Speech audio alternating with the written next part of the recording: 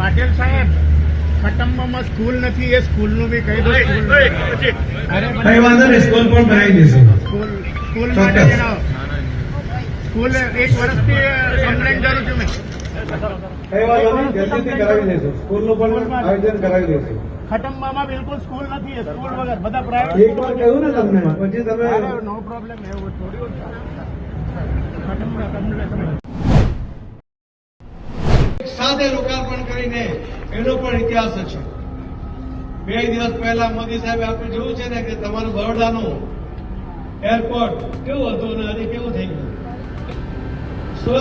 જે આપણી ધરોહર છે એને યાદ કરીને એને ડેવલપ કરવાનું જે કામ કર્યું તમને, પછી તમે નો પ્રોબ્લેમ. એવું મિત્રો ખટંબા કમ્પ્લેન ભારતીય જનતા પાર્ટી ગુજરાત મિત્રો ભારતીય જનતા પાર્ટી ગુજરાતના કાર્યકર્તાઓને હું એટલા માટે અભિનંદન આપું છું કે કાર્યકર્તાઓ જયારે કાર્યાલય નહોતું ત્યારે પણ કામ કરતા હતા, છતાં પણ એને ત્યાં જગ્યા મળી જાય એવું નક્કી નહોતું.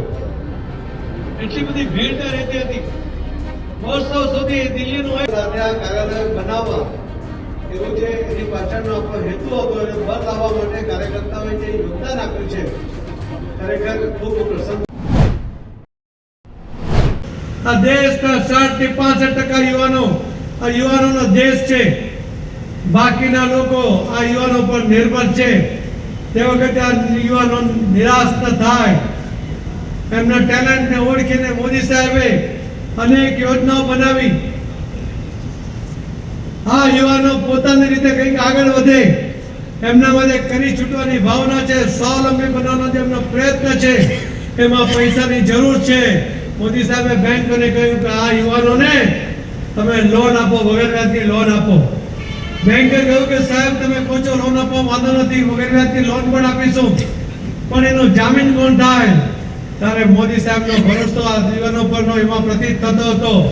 મોદી સાહેબે કહ્યું હતું કે આ દેશના યુવાનો પર મને ભરોસો છે, આ દેશનો યુવાન પ્રામાણિક છે, એનો જામીન હું નરેન્દ્ર મોદી પોતે છું.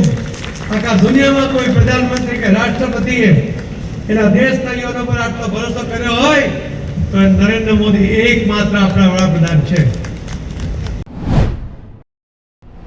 મોદી સાહેબ કહે છે કે આજના દાતા લાચાર થઈ ગયો છે. નાની મોટી મદદ માટે ડેપ્યુટી કલેક્ટર જેવા કે નાયબ મામલતદાર જેવા અધિકારીને પત્ર લખવો પડે, અરજી કરવી પડે, મહેરબાન સાહેબથી મને મદદ કરો, લાચારી પ્રગટ કરવી પડે.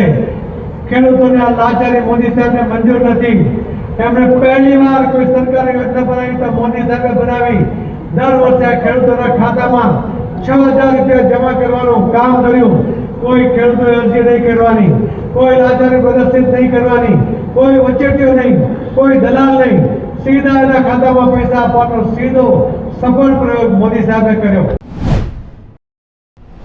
સાહેબે ગરીબો માટે, ગરીબ આદિવાસી ભાઈ બહેનો હોઈ શકે, દલિત ભાઈ બહેન હોઈ શકે અને ઉજળિયાત પણ હોઈ શકે, દરેક સમાજમાં હોઈ શકે.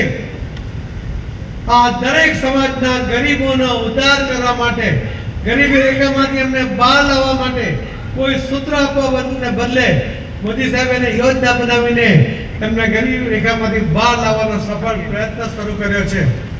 એમણે 10 વર્ષની અંદર 140 કરોડની આ વસ્તીમાંથી 25 કરોડ ગરીબ લોકોને ગરીબી રેખામાંથી સફળતાપૂર્વક બહાર લાવ્યા છે. આજે મહાસત્તાઓ પણ વિચારે છે કે આ 10 વર્ષમાં આટલી મોટી સંખ્યામાં લોકોને ગરીબીમાંથી બહાર લાવવામાં મોદી છે તો જે મુમકિન છે. ત્યારે મોદી સાહેબનો જે પણ નિર્ણય આવશે એની પર કામ કરવાનો સંકલ્પ આપ સૌ પણ કરો એવી તમારી પાસેથી અપેક્ષા છે. ફરીથી તમને આવા સરસ કાર્યાલયનો આજે ભેટ મળી છે એના માટે અભિનંદન આપું છું. ફરીથી પરાક્રમસિંહને પણ અભિનંદન આપું છું. બાકીના દાતાઓને પણ વિનંતી કરું છું કે જે કંઈ તમે કમિટમેન્ટ કર્યું હોય એ પણ ઝડપમાં પૂરું કરો. તો કાર્યાલયમાં હજુ કંઈ કામ બાકી હોય કે વધુ કંઈ કરવું હોય તો કરીશું. ટેકનોલોજીથી સજ્જ આ કાર્યાલય આપણે બનાવીશું. પેજ કમિટીના સભ્યોને પણ મળવાનું તમે બધા શરૂ કરો. તમે બધા પેજ કમિટીના સભ્યો છો કે હોય તો હાથ ઊંચો કરો. જે ન હોય તે બની જાય. તો તમે બધા પણ તમારા વિસ્તારના પેજ કમિટીના સભ્યોને રોજ એક જણને મળવાનું શરૂ કરો, રોજ એના ફોટો અપડેટ કરો, તમારા ફેસબુક પર એના ઘરે એના ફેમિલી સાથેનો ફોટો તમે પણ પાડો, અમને પણ મોકલતા જાઓ. તમે મને મોકલશો, હું પણ ફેસબુક પર એને અપલોડ કરીશ. આવો આપણે સાથે મળીને 2024ના ઇલેક્શનને ભવ્ય જીત સાથે આગળ વધવાનો સંકલ્પ સાથે આપણે આગળ વધીએ. હું અહીં મારી વાત આદરણીય જયમિતભાઈ શાહ સાહેબના માર્ગદર્શનમાં આપણે આગળ વધવાનું છે. એમના પાડેલા ચીલા ઉપર, એમના પગદંડી ઉપર ગુજરાતના મુખ્યમંત્રી શ્રી ભૂપેન્દ્રભાઈ પટેલ પણ આગળ વધી રહ્યા છે. અનેક યોજનાઓ દ્વારા લોકોને સહાય મળે, ઝડપમાં મળે, એના માટે એ પણ પ્રયત્નશીલ છે. હવે આપણે બધા ભારતીય જનતા પાર્ટીના કાર્યકર્તાઓ પણ મોદી સાહેબના હાથ મજબૂત કરવા માટે, અમિતભાઈ શાહ સાહેબના માર્ગદર્શનમાં આગળ વધવા માટે, મુખ્યમંત્રી શ્રી ભૂપેન્દ્રભાઈ પટેલને સપોર્ટ કરવા માટે આપણે સાથે મળીને કામ કરીએ. 2024 લોકસભાનું ઇલેક્શન 5 લાખની લીડ નહીં, 5 લાખથી વધુની લીડ અને સામે કોઈ ઉમેદવાર ઉભો રહે એની ડિપોઝિટ જપ્ત થાય એવો સંકલ્પ તમારે બધાએ કરવો જોઈએ. વાતાવરણ તમારા તરફેણમાં છે, કોઈ હરીફ સામે નથી અને આવા સંજોગોમાં આપણી આળસ કોઈ હાલતમાં મંજૂર નથી. કોને ટિકિટ મળી આપણો વિષય નથી. જેને પણ ટિકિટ આપશે એ ભારતીય જનતા પાર્ટીનો કાર્યકર્તા હશે. એના માટે કામ કરવાનો સંકલ્પ કરો. આને ટિકિટ આપી અને ન આપી એના કારણે કોઈ નારાજ હોય, તમને જલ્દી ભોજન મળે એની વ્યવસ્થા કરીએ છીએ. સારું ભોજન મળે એવી વ્યવસ્થા છે. ભારત માતા માં કહ્યું સર, બંને હાથ ઊંચા કરીને ભારત માતા કી વંદે જય શ્રી રામ, જય જય શ્રી રામ.